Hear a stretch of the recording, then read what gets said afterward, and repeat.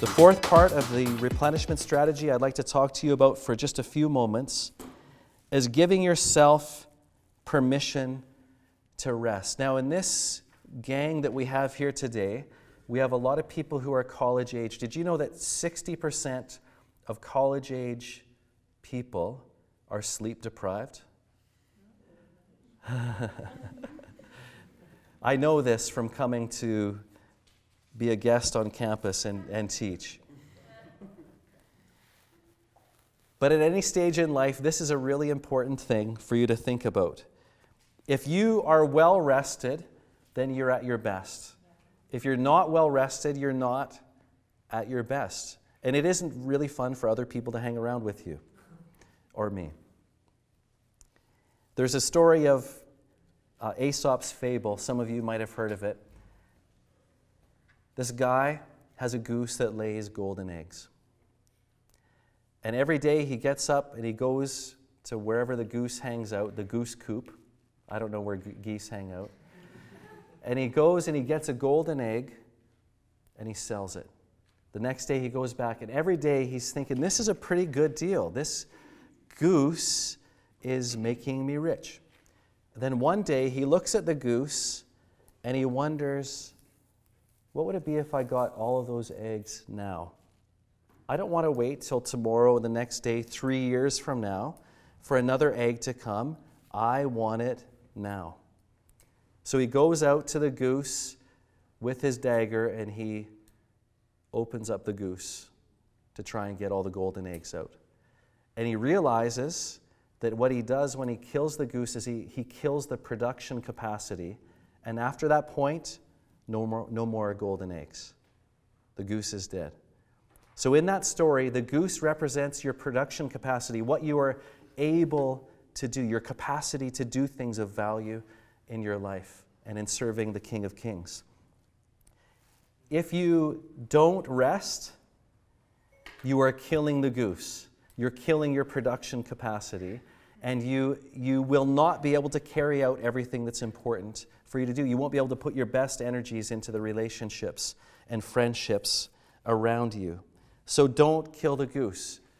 Get the rest that you need. Did you know that God takes delight in having given us permission to rest? God is so good, and I appreciate this about the Lord a lot, because sometimes I get tired. And He said, take 1/7 of the time to rest. Just rest. I love you, I care for you, I know you need this in your life. Rest. And I find that to be a great delight. I find that He is a very, very good Father in giving us permission to rest. In fact, resting is a counterintuitive activity. You would think that if I just stayed up and I put a few more hours into my business, a few more hours into preparing for speaking at an upcoming event, a few more hours into renovating my house, and just started to burn the candle on both ends, I actually become less effective when I do that. But when I rest, I become more effective. When I rest, Christ works.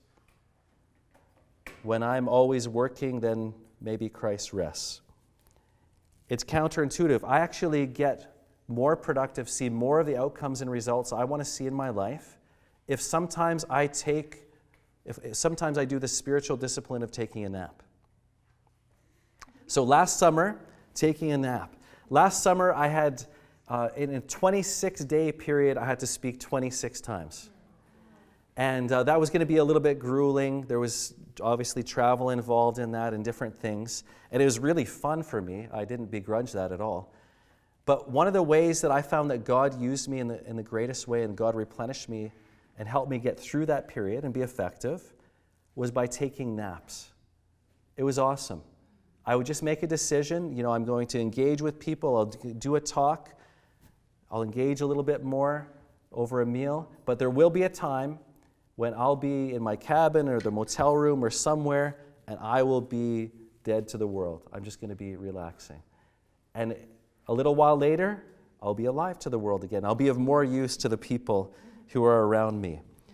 God gives you permission to rest, and in fact, He guarantees that if you're rested, you'll be more effective at what He's calling you to do.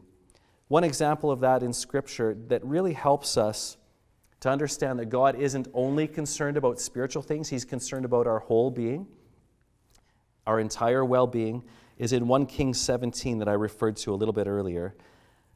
God provided Elijah with rest, a little bit of natural beauty around him by the creek, by the Kerith River, and He provided food. Do you like food? Does it replenish you? Some more than others. When Elijah left that place, he was able to move forward with more clarity and with his tank full because God took care of his physical needs. Isn't He a good father? I think He is.